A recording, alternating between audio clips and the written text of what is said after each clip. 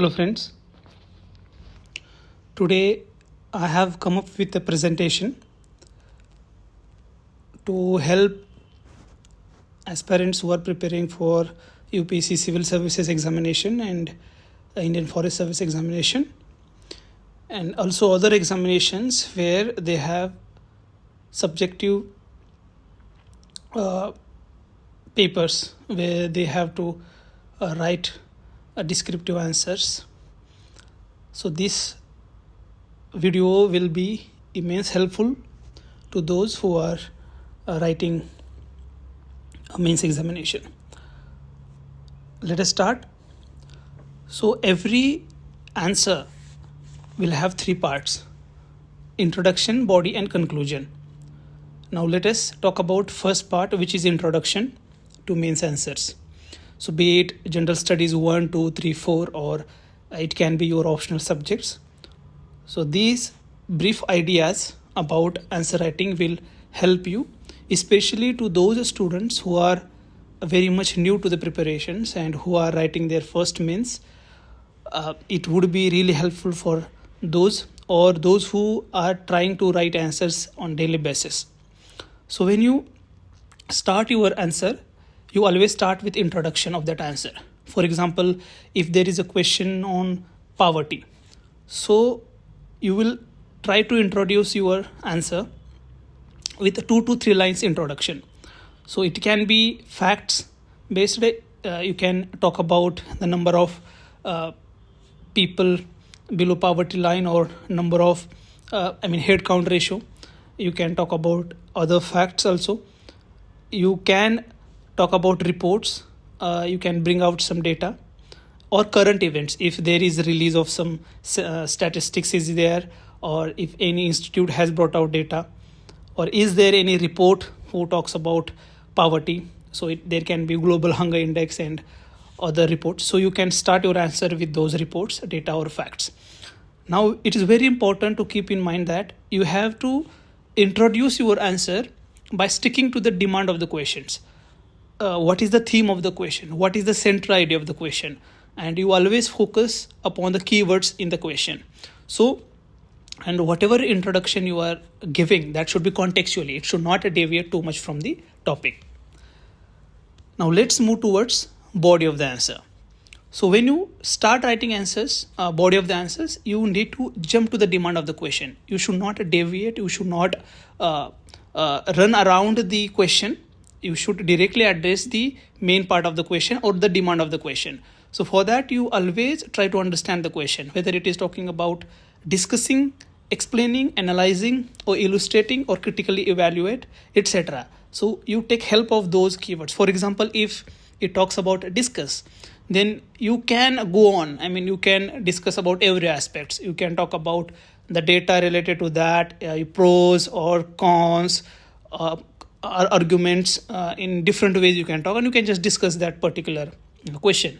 If it is critically evaluate, then you will have to bring out both aspects, pros and the cons, and then you will have to conclude your answers.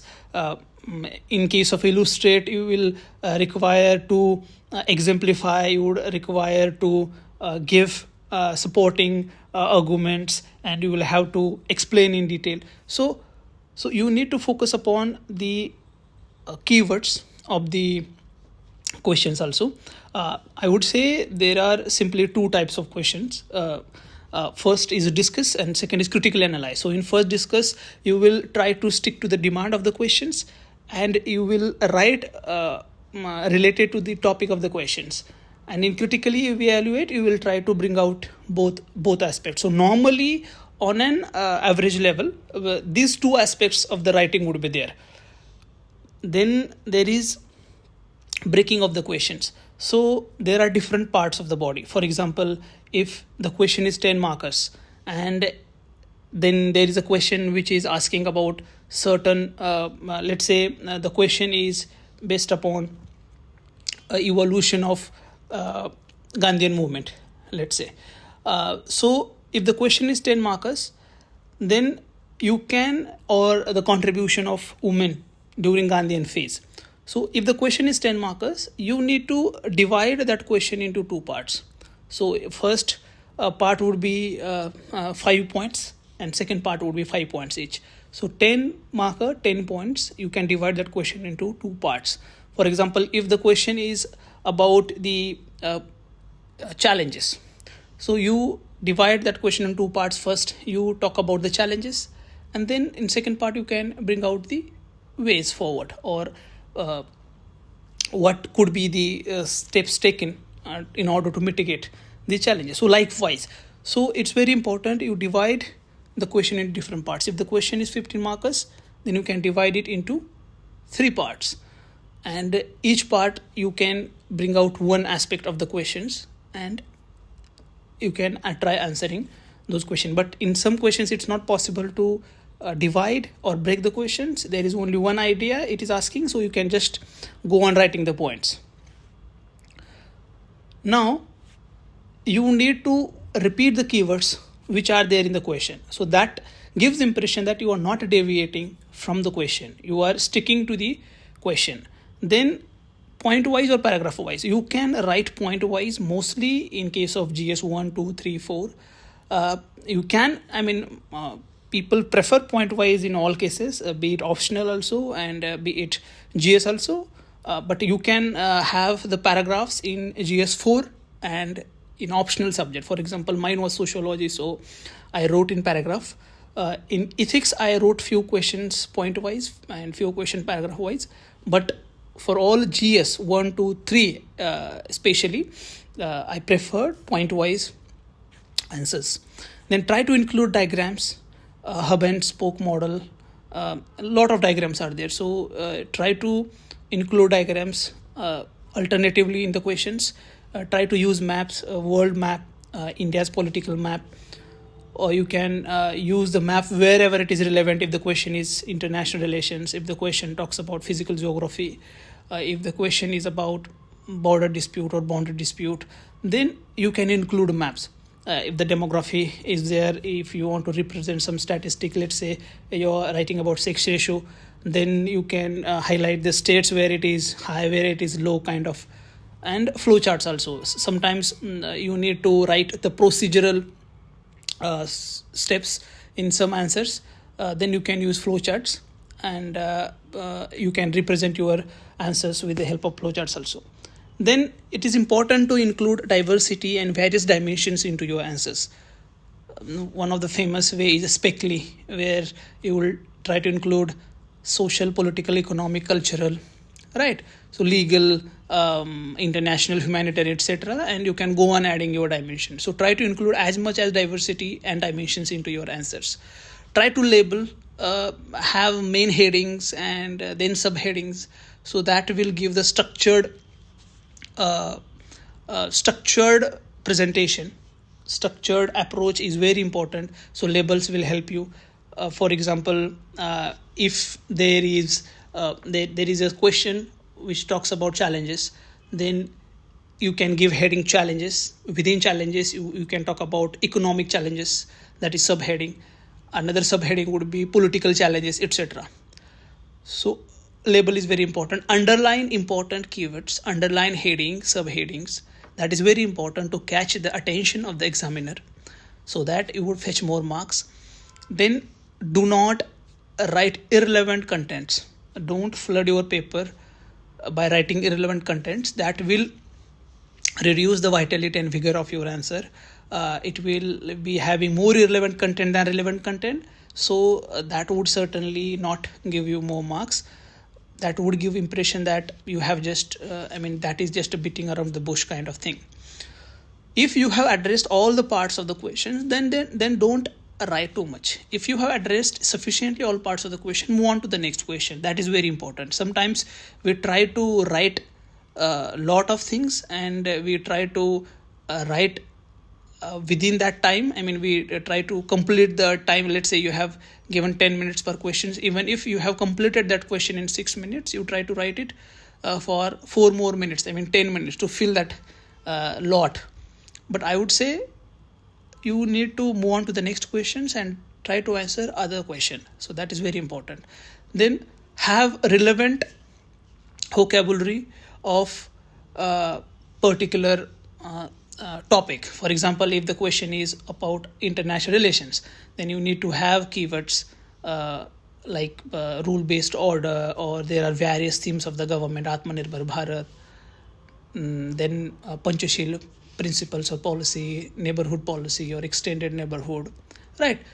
With respect to China, China-Pakistan economic corridor, or one belt, one road. So these are the keywords where we have also various key terms related foreign policy, related to our stance in United Security Council or United Nations. So related vocabulary is very important when you write particular answer. So be ready with those. Part 3 is conclusion and way forward. So you can give a brief summary in conclusion, whatever you have written, or you can mention steps, or you can give positive and optimistic way forward. You can try to include best practices related with particular topic. Let's say there is a rainwater harvesting, and or there is a groundwater table is declining, and in related with that, so you can mention best practices also, or related with governance, you can mention best practices. You can end with the quote also. You can conclude with the reports also, and you can mention themes of government schemes.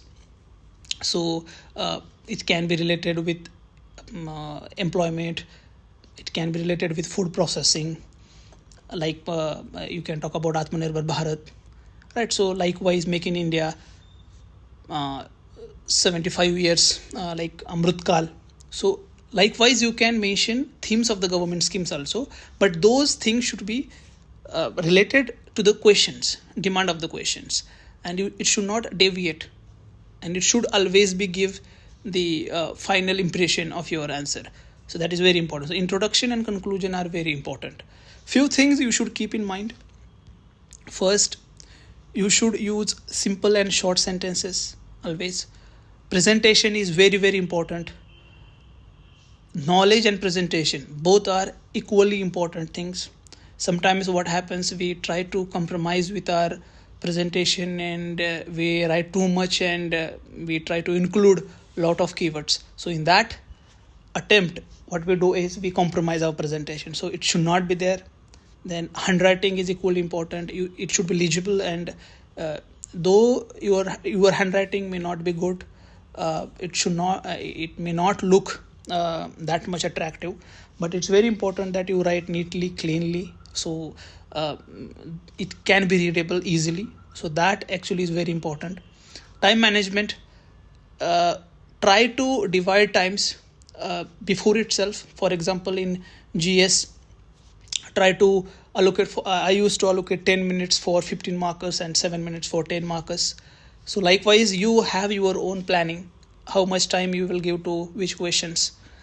It's very important to have the priority of the question. So which questions you will attempt first? You will attempt all 15 markers followed by 10 markers, or 10 markers followed by 15 markers. In that also, it's very important to write first few questions neatly, cleanly, because that will give the initial impression about yourself.